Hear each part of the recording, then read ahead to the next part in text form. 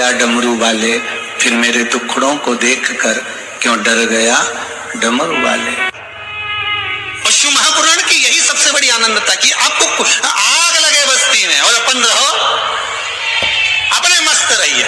जो ज्यादा गाली दे, ताना दे, अपशब्द बोले, जो तुमको ताने पर ताना दे, तुम और जोड़ा खजूर वाली चोटी बना और ऐसा बक्तल लगाओ ऐसा वाला, और फिर निकलो जहाँ बोलते रहो बोले।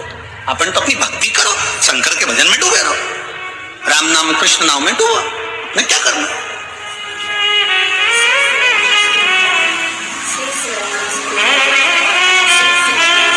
महाराज, राम की दृष्टि में शंकर बड़े हैं, शंकर की दृष्टि में राम बड़े हैं, कृष्ण की दृष्टि में शिव बड़े हैं, शिव की दृष्टि में कृष्ण बड़े हैं। क्योंकि भगवान कह रहे हैं मुझसे बड़ा मेरा भक्त होता है, भक्त मुझसे बड़ा है। तो जो भगवान की भक्ति करता है भगवान उसको बड़ा समझ लेते हैं।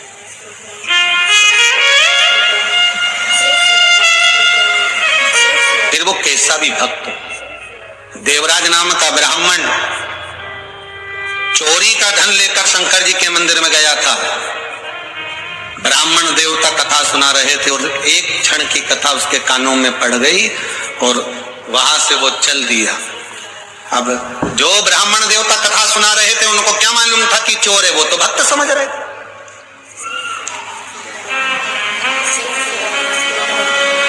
उनको नहीं मालूम कि ये चोर है, उनको तो भक्त समझ।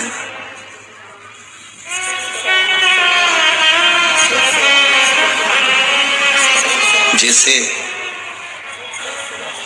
बेलपत्र के वृक्ष के नीचे चढ़ाया गया पानी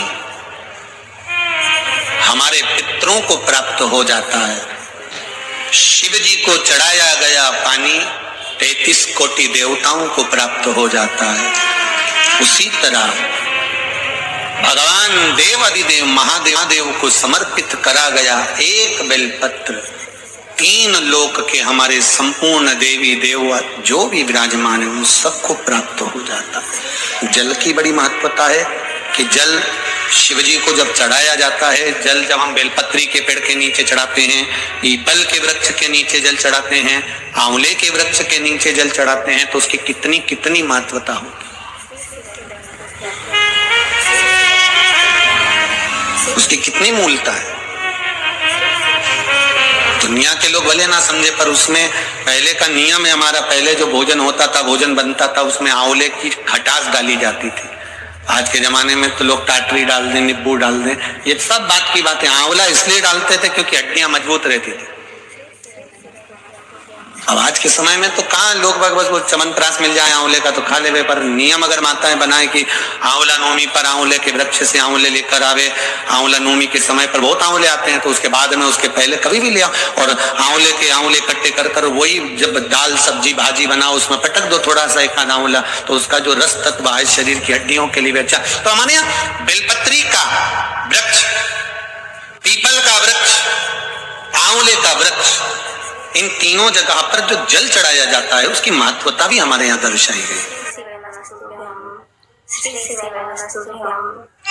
प्रैक्टिकल करना, जब जिस दिन लगे कि व्यापार ठीक नहीं चल रहा, आज लगे कि आज पैसा चाहिए और आ नहीं रहा, आज तुम्हें 5,000 की 10,000 की 50,000 की 1 लाख 5 लाख की जरूरत है और कहीं से आवक नहीं है, भगवान कहीं ना कहीं से आ जाए ऐसी कृपा, तो कुंडकेश्वर महादेव का नाम लेकर एक पुष्प उसका अंतर कर दो। जिस जगह से तुम कमाते हो, जिस जगह पर, जिस गादी पर, जिस कुर्सी पर तुम बैठे उसके सम्मुख में उस पुष्प का मुख बाहर होना चाहिए, उसकी डंडी, उसका जो डंडी का भाग है वो हमारी ओर है, आकर्षण।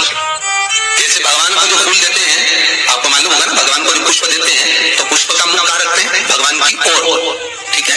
मतलब जैसे भगवान गोपाल जी बैठे हुए हैं तो भगवान को अगर आप पुष्प दोगे तो फूल का मुख किधर रखोगे, भगवान की और डंडी का मुख किधर रखोगे, अपनी और। उसी तरह जो अपने कार्य की सिद्धता के लिए अपन कोई कार्य कर रहे हैं, किसी को देना है हमको, तो ये पुष्प का मुख बाहर की ओर रखना, हमको जब काउंटर पर रखे तो सम्मुख रखे, इससे हमें कुछ प्राप्त हो। पर दुनिया के लोग उल्टा फूल चढ़ाते हैं भगवान को। तुम हमेशा देखना, शंकर जी के मंदिर में जाएंगे तो जो शिवलिंग होगा ना शंकर भगवान का, जितने पूजन करने वालों को देखोगे ना, ये शंकर जी का शिवलिंग, तो फूल कैसे चढ़ा के आएंगे, ऐसे जमा के आएंगे, डंडी भगवान की ओर कर देंगे, फूल अपनी ओर कर देंगे, ऐसे भगवान को चढ़ाए, फूल का मुंह अपनी ओर, डंडी का मुंह तुम्हारी ओर, मतलब कांटे तुम ही चुभेंगे।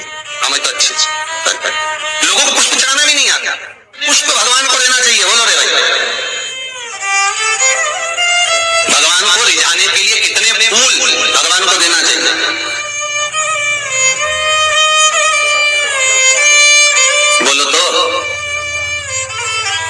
पुष्प भगवान को समर्पित करना चाहिए? महाराज, भगवान को कितने पुष्प देना चाहिए? रिझाने के लिए भगवान को, अब यहाँ से आवाज आई थी, 4 पुष्प भगवान को समर्पित करना चाहिए। कितने पुष्प? 4। बचपन, जवानी, अधेड़ी और बुढ़ापा, 4 अवस्था संवारने के लिए भगवान को 4 पुष्प दिए जाते हैं। पुष्प देते समय जिस दिन तुम भगवान को पुष्प दे रहे हो उस दिन हमें कुछ भी नहीं कहना, हमारी तरफ से ये पुष्प भगवान से कहे। पुष्प भगवान से क्या कहता है कि भगवान मुझ में जैसी सुगंध है वैसी इसके जीवन में सुगंध देना। पुष्प कहता है भगवान जैसी मुझ में ताजगी है इसके जीवन में वैसी ताजगी देना। पुष्प कहता है भगवान जैसे मेरी पत्तियों में रस है इसके जीवन में खुशियों का रस भर देना। ये पुष्प कहता है भगवान। हमें नहीं कहना भगवान से, भगवान को पुष्प दे दिया तो भगवान समझ गए। अब वो पहले कौन सी कंजन कहा शादी में गए थे राम, तो याद आया स्टेज पे ऐसा लड़का घुटना टेक के ऐसे तो बोलता राम ऐसे दे रहा है। तो हमने पूछ लिया भैया ये हमारे यहाँ तो ब्याह में जब भावर होती है उसके पहले जयमाला कराते हैं, माला पहना देते हैं, तो ये फूल मूल का चक्कर तो हमको समझ में नहीं आया। तो हमने पूछा ये फूल काय को दिया? तो कहा गुरु जी समर्पण के लिए दिया है। हमने कहा बहुत बढ़िया। तो हमने कहा गोभी का दे देता तो सब्जी तो बन जाता है। हम समर्पण के लिए देव मना नहीं है, पर हमारे यहाँ ऐसा विधान नहीं है फूल वगैरह देने का।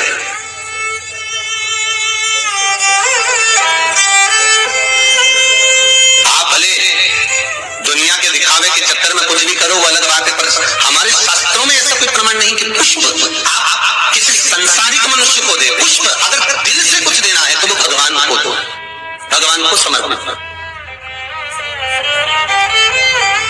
हाँ, कोई गुरु है, सतगुरु है, हम तो उनके लिए भी कहेंगे अगर कोई गुरुजन आया तो उसको पुष्प देने की जगह पत्तियां निकाल कर उसके चरणों में बिछा दीजिए। हमारा गुरु के चरणार, जैसे शबरी अम्मा आती की यहाँ की शबरी अम्मा रोज सेज बिछाती थी, बुआरी काटती लगाती, भगवान के लिए सेज बिछा कर रखती। भगवान आएंगे इंतजार करती, बाट जोती आएंगे और भगवान आए, भगवान प्राप्त हुए। और जब शबरी अम्मा के दरवाजे पर जैसे भगवान के लिए पुष्प बिखेर देती है, आप भी गुरुजन के लिए, परमात्मा के सुख के लिए, आप ये नहीं कि भगवान को बहुत कुछ दो। भगवान को अगर 4 पुष्प भी दे रहे हो तो बहुत है, और पुष्प भी नहीं तो एक पंखड़ी भी आप भगवान को दे रहे हो तो भी चलेगा। तो यहाँ तो शिव महापुराण में तो ये भी नहीं लिखा कि पंखड़ी भी दो। शिव महापुराण तो कहती है अपना दिल दो भगवान। क्या दो? अपना मन, अपना हृदय भगवान को दे दो। भगवान को संपदा नहीं, धन नहीं, दौलत नहीं, सत्ता नहीं, तुम्हारा वैभव नहीं, कुछ भी नहीं चाहिए। जो तुम पैसा चढ़ा रहे हो वो भी भगवान को नहीं चाहिए, जो तुम वस्त्र चढ़ा रहे हो वो भी भगवान को नहीं चाहिए, जो तुम आभूषण चढ़ा रहे हो वो भी भगवान को नहीं। भगवान तो करें हृदय दे मुझको, निर्मल मन सो मोहि पावा, आपका चित्त मुझे दे, और वो भी अच्छा देना। देखो हृदय भी देना तो अच्छा देना है, और भगवान को वो दो जो भगवान के पास में नहीं है। हम भगवान को वो देते हैं जो भगवान के पास में, ले आओ जरा वो फूल ले जाओ, भगवान को गेंदा का फूल चढ़ा दो, माला चढ़ा दो, ये चढ़ा दो। तो भगवान से भी तो पूछो तुम्हें अच्छा क्या लगता है, बताओ हम तुम्हारे लिए वो लेकर आएंगे। कभी भगवान से कहो जाके अरे भाई तुम्हारे पास में अगर लाल कलर की साड़ी है और कोई तुम्हें लाल कलर की साड़ी दे दे तो तुम तैयार करोगी क्या? अरे बोलो तो, तुम्हारे पास तो पहले से अलमारी में 25-30 साड़ियां लाल कलर की रखी। कोई पीली दे दे तो तुम तैयार नहीं करोगे। हाँ, ऐसा कोई कलर हो जो कलर तुम्हारे पास में नहीं है और किसी ने दिया तो तुमने उसमें तुरंत फाल पीको सब लपा लुगू के तैयारी करके वो तुरंत रख दिया। बोलो रखोगी कि रखोगी? और मालूम पड़े किसी ने लाल साड़ी दे दी, पीली दे दी, नीली दे दी, जो तुम्हारे पास में पहले से थी, और अच्छी साड़ी थी तो तुमने बहू को दे दी। बोलो दी कि दी? तुम्हारे तो काम नहीं रही तो तुमने बहू को दे दी, और अच्छी थी तो बेटी को दे दी। थोड़ी भी साड़ी अगर गड़बड़ थी तो भागवती को चढ़ा दिया।